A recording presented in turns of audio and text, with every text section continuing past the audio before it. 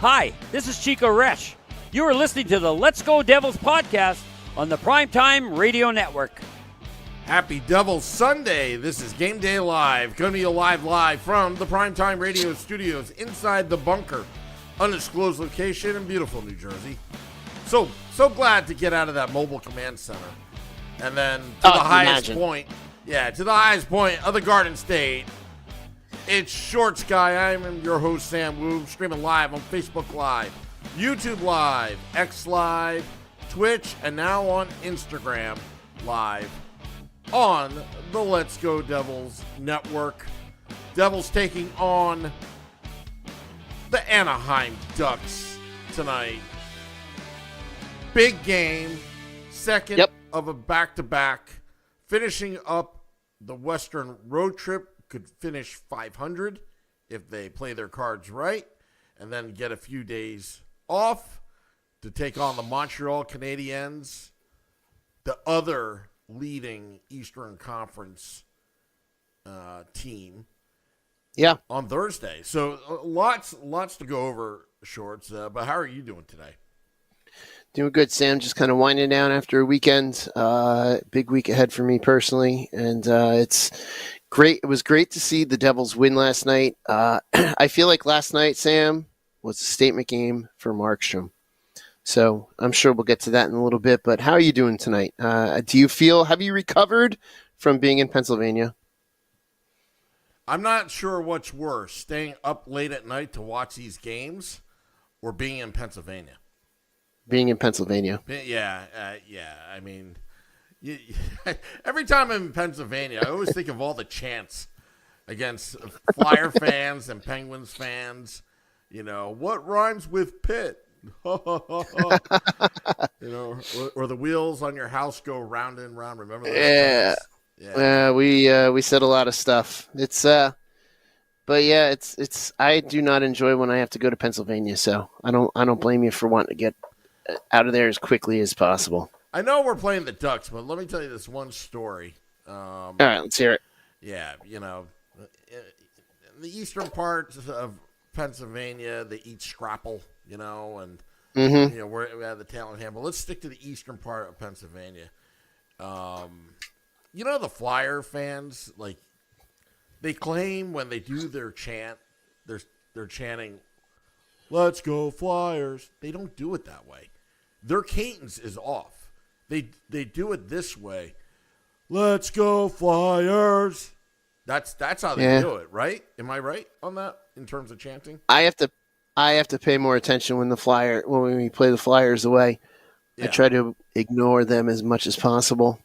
So years ago, I was the inventor of inbred Flyers, and that actually caught on in the early 2000s.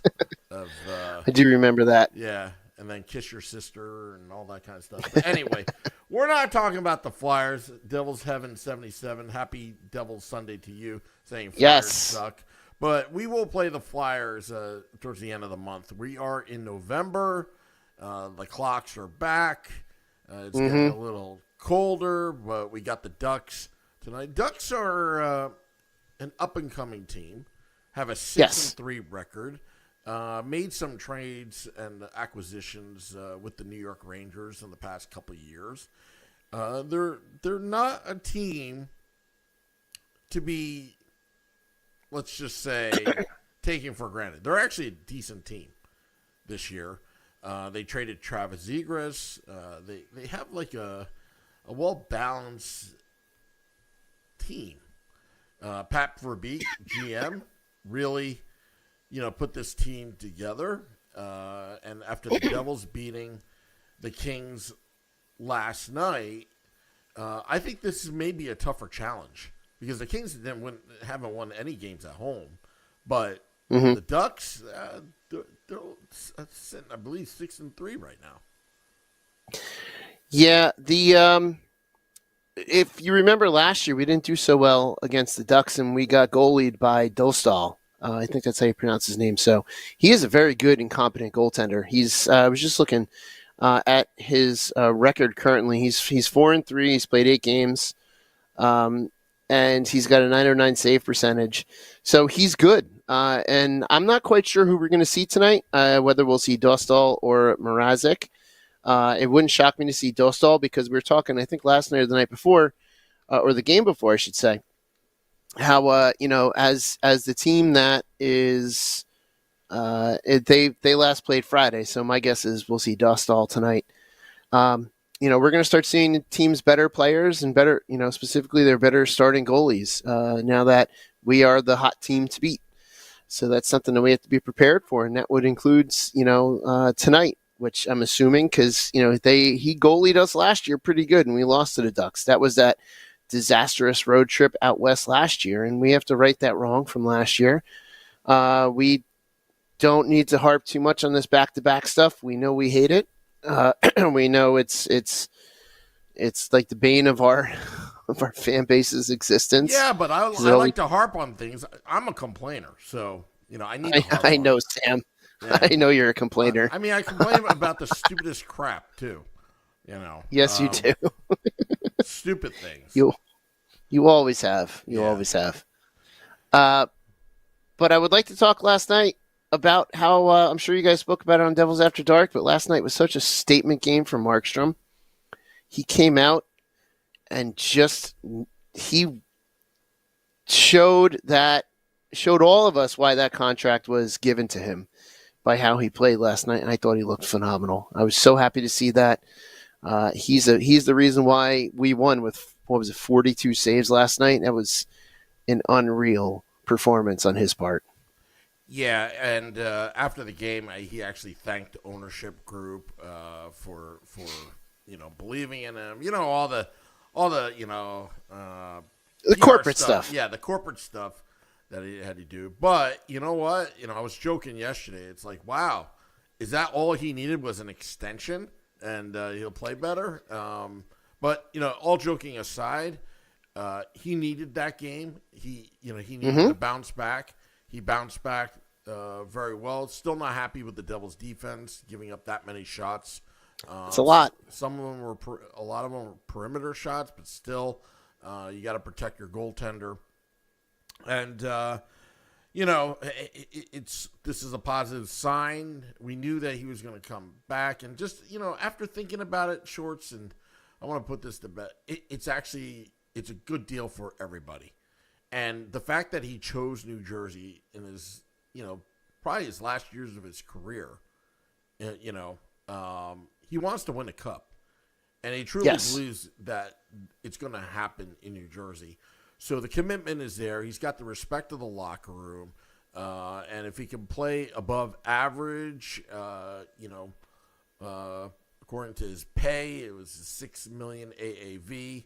I don't have a problem with the deal. And what I like about it is we know what's going to happen with the goaltending situation in the next 3 years. We're not going to have to revisit this, hopefully, and hopefully he can stay healthy. Yes. Yeah, and and improving the defense and lessening the amount of shots allowed is going to help keep him and Jake Allen from becoming injured, because when you're allowing those shots, especially if you're allowing those second, third, fourth chances, your goalie is going to try to stretch to make that save, which ultimately can lead to an injury. So that's a big reason why the Devils need to tighten up that defense and lessen those shots allowed. And by all means, this is a good contract because it puts it to bed. It was mentioned on the broadcast last night. I think it was. We lost you there, Shorts. Technology. Yeah. Well, there we go. All right, we got you back. All right. Yeah. I could hear you through all that, Sam. So it's not like it was completely dead. But anyway, what I was saying was Bryce said it last night on the broadcast that, this puts everything to rest. It gives Markey the confidence to just go ahead with what he needs to do, and that's just to play the game and to win win games for the Devils. And I agree with you.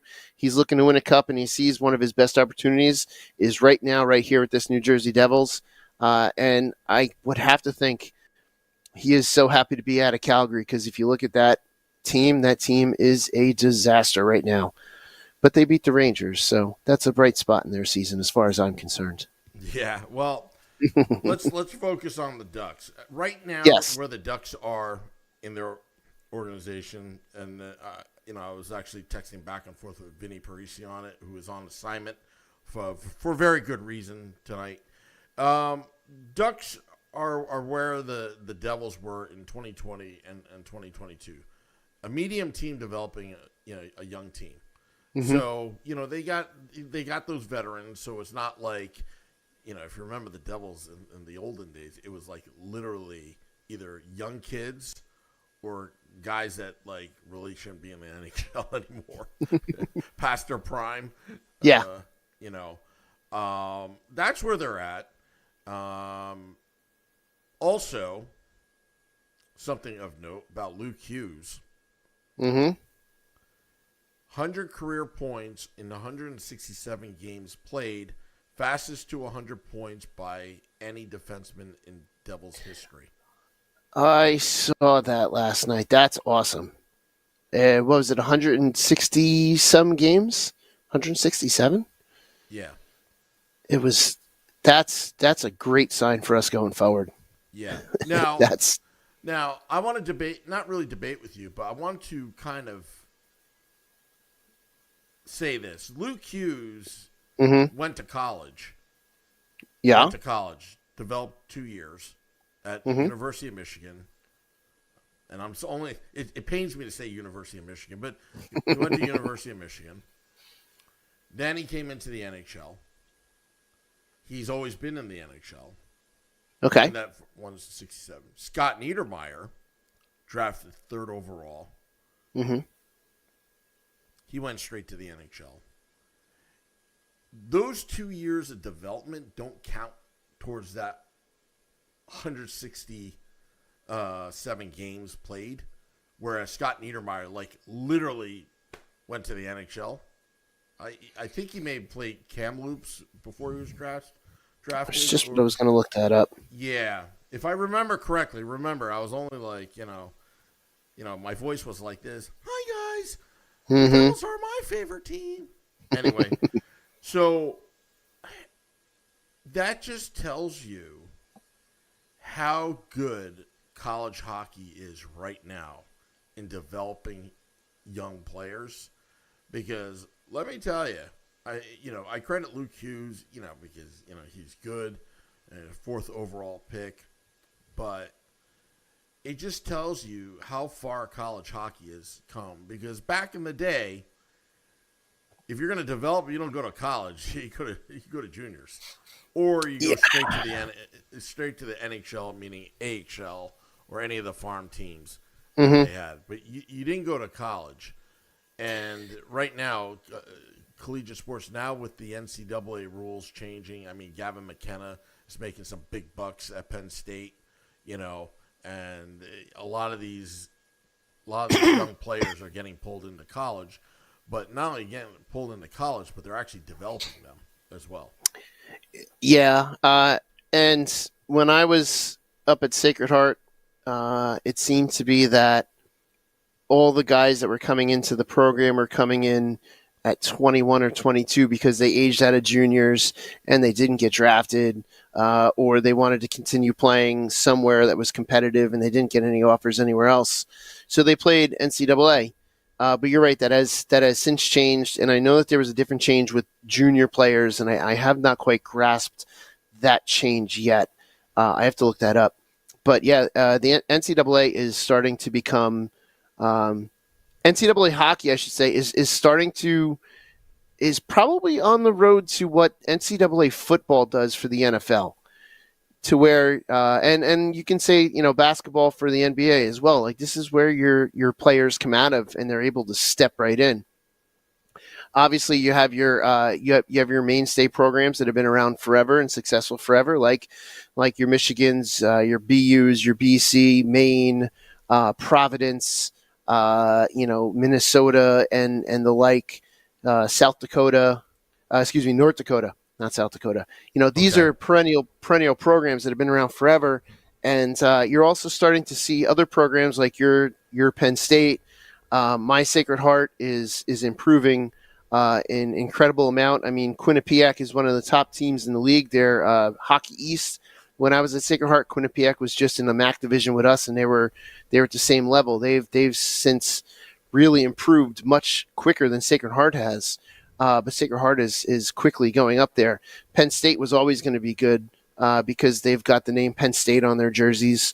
You and I are both alumnus of those two programs, and it makes me very happy to see what Sacred Heart has done, especially with the on-campus rink, and just like I'm sure that you're happy to see what Penn State has done with everything that they have. And it's great for these kids because, aside from getting this playing experience, this coaching experience, they're getting, they are getting somewhat of an education. And I don't mean just in hockey, in the academics too, which, so that's a great thing for when your career is over, because not all these guys are going to have stellar careers that are going to last like Scott Niedermayer's did, God willing, Luke Hughes's career is going to be. They have a fallback, which I think is a win-win for the players, no matter what happens. What I liked about college. There's a lot of things I like about college. By the way, Art Heaton was saying something about my volume level, so now I gave it a little boost. Maybe you couldn't hear me. I was just going to text you that you just went up in my headphones quite a lot. All right. Well, I have a fish tank next to me, so I have it like low so you don't hear the Yep. You don't hear it right now because I turned off the fish tank. But anyway, what I loved about college, I didn't join a fraternity. Didn't need to. My fraternity was my hockey team. It was great. We lived together. We ate together. We partied together. We played hockey together. We went to 4 a.m. morning practices together. We did all that stuff. And those are the years you're just out of the house. You're on your own. Yep. And that's where you kind of develop, just who you are, in those years. And, and college hockey, it offers a lot more than just academics and hockey. You meet new people. Every once in a while at a Devils game, I'll see an old teammate that would stop by. My buddy Seaberger, or because it's out in Pennsylvania, if I go there were a couple times where I went to a Flyers game, I would actually meet up with old teammates. That's Flyers cool. So it's really cool. We just bump into each other. Back in those days, we didn't have Facebook or whatever. So once we bump into each other, hey, we got to exchange that because we lost touch. So it was kind of cool. But where I'm really happy about collegiate sports is they've developed the women's ice hockey. Yes, they have. And I'm so happy because it's like, it kind of sucked because there was no girls team, or there was, but it was like, not really a real team, you know what I mean? But now it's like legit. Everything is legit now. Yeah, that's where I had a bit different experience at Sacred Heart. Their girls team was D1 as well, and one of my closest friends was on the women's team, and we would go to her games and watch the girls play. And Sacred Heart just won a title last year, so Sacred Heart's program is doing phenomenal, and I'm hoping at some point to get up there to do a doubleheader. If there is one on like a Saturday, watch the men's and women's all across the same day, which I think would be so much fun to do. Honestly, at the time period, I didn't think Penn State would have an actual Division I period, but actual Division I women's ice hockey. The reason why is the funding, because it's men and women's sports. Women's sports, they don't have football, they don't have wrestling, so there's already a disadvantage, and usually hockey always took a back seat with the Title IX, trying to get that, balance in the budget, but once Terry Pagula came in, you know what he did? He went fracking in Pennsylvania. That's how he made money. He went fracking, boatload of money, and then donated $84 million. So I thought that was cool. And then proceeded to still watch the Buffalo Sabres fail. Well, that's another story for another day. Yeah.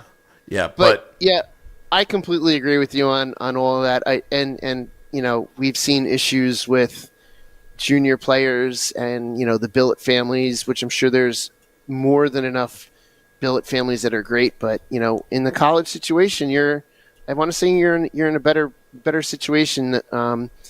Around more people that are different people as well. You're not just around your teammates.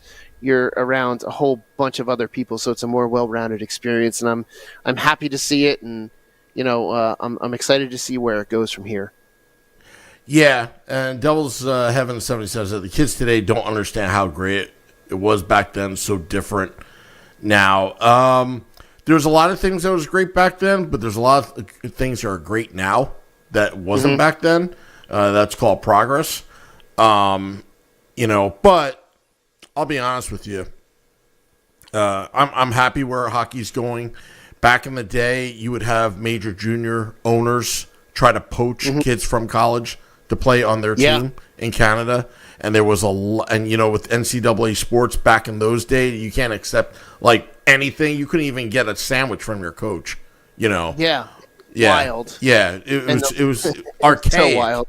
Archaic. It took Ed O'Bannon to sue the NCAA. Ed O'Bannon, basketball player. I forgot where he played in college, but I think it was UCLA. I don't remember, but played for the New Jersey Nets. He had to sue and actually won, which turned everything around, everything.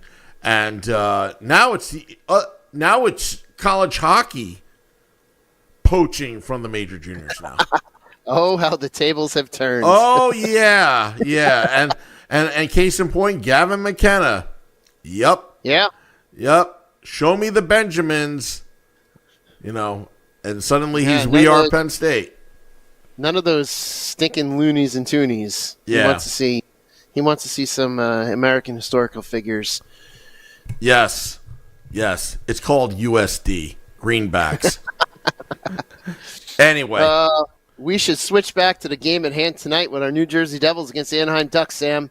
Yeah. And why don't we have people start putting their predictions in the chat? I think that sounds like a good thing to start doing. Yeah. Because this game is quickly at hand. We are 29 minutes until the scheduled start, but we all know it doesn't start until after 8 o'clock, or after the hour at least. Do you want me to go first, Sam, or do you want to go first? Well, I always have my predictions last. I'm just looking at the Instagram Live right now. Okay. A lot of people joining. Get us your predictions, Instagram Live. I'll read it off after we're done reading off the current ones on the YouTube Live. Why don't you read off some of the current predictions in the YouTube Live? All right, let me go up to the YouTube. Yeah, let me get to that chat real quick. Sorry. I thought you had I'm on my. Yep. Nah, usually I do, but I'm on my phone tonight. So, all right, I got it, Sammy. So, let's see. I got an invite from Max at that if Sacred Heart plays UNH to go on up. Absolutely, Max. I'm taking you up on that offer. Brooke and I will be there. Let's see. We got Wimpy says 5-2 Ducks. Wimpy hopefully that's reverse psychology here. We've got Michael Hay with the 4-2 Devils victory. Felix with a 5-4 Devils victory. Corbin with a 6-2 Brat-Trick Devils victory coming. I love it. Select the Boy says 4-2 Devils. Brooke Amanda saying 3-2 Devils in overtime. Max is saying 5-3 Devils. Michael Hayes is reminding us game time is in 30, which is probably about right for now. And I'm trying to go back. Tom said these new YouTube names are screwing me up sometimes. Tom said 4-2 Devils. He says, let's go Devils. Sorry, Tom, I didn't mean to call you Ted. I don't know if I read anything from Ted, but he did say hello to us. So hello to Ted out there. I'm looking back to see if we have any other in the chat. I don't see any. I just see that Brown is day-to-day. Let's see. Lawrence says 4-6. I'm assuming we're meaning Devils, and he's predicting a Gordie Howe hat trick. Who might have it? I don't know.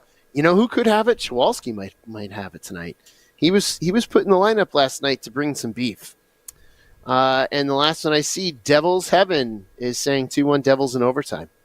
All right. Well, what's your prediction, Shorts? Well, I'll give you mine. I just had 2 more come in on the chat. We've got Ted, 4-1 Devils, AJ Visco of AJ Visco, attorney at law who will be representing Sam in an upcoming lawsuit, says 5-2 Devils. So I will do this. Dostal did well for them last time. Max just said Allen is confirmed by Amanda Stein. So Allen is in net. Jake the Snake Allen. I saw AJ Visco say it's mostly the same lineup from last night. So this team's got to tighten up those shots on goal. Allen did not have a great game the last time out, and he looked frustrated. But this is why you play the game, so you come back and you do it again. So I'm going to say Devils are going to come out with the victory tonight. It'll be a tight one, 3-2 Devils tonight over the mighty Ducks of Anaheim, which it reminds me of the unveiling of the Ducks logo was probably one of the best in-movie product placement announcements of all time. When the skate guy came from Minnesota and gave the line of New Ducks and Old coming under one banner and showed that Ducks jersey, that original purple one. That was great. But I hope the Ducks lose tonight. 3-2 to the Devils. All right. Well, I'm looking on Amanda Stein's X account. I wish I had her job because she was in Disneyland today. You do love Disney. Yeah, I do. I don't know why. I might go in mid-November. I'm not sure yet. Not sure. Still waiting on the Tampa Bay Lightning. Yeah, so I have a couple questions. Number one, who's going to show up tonight?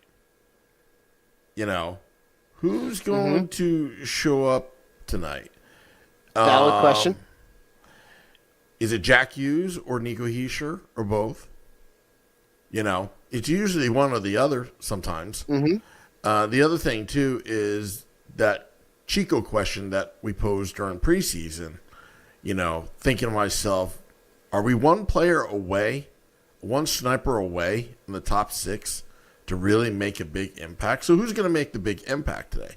It's got to be Jake the Snake Allen, obviously. I think Chowalski is going to make a big impact tonight. I think he's going to be the unsung hero. So I'm going to say 2-1 Devils. It's going to be tight.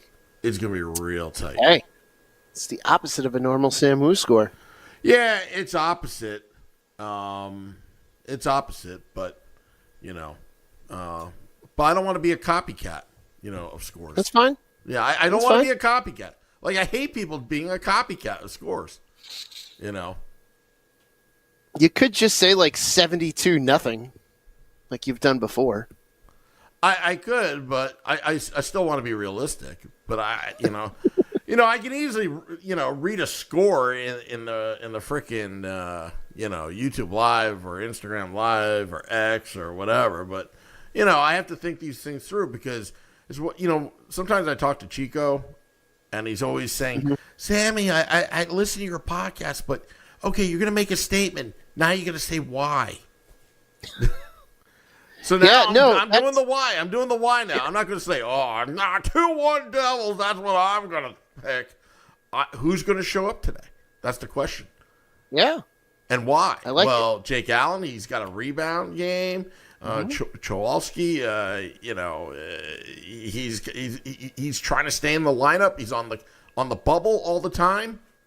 And then, Trouba. Talk Trouba hit.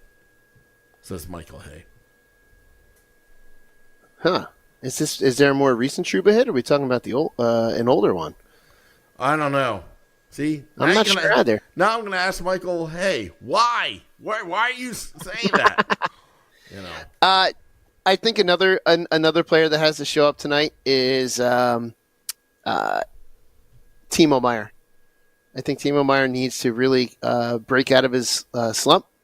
He hasn't scored in a little while, and I think he needs to join that fray of scoring because Dawson Mercer sure has shown up, and man, it's great to see him showing up, and Timo needs to do that as well.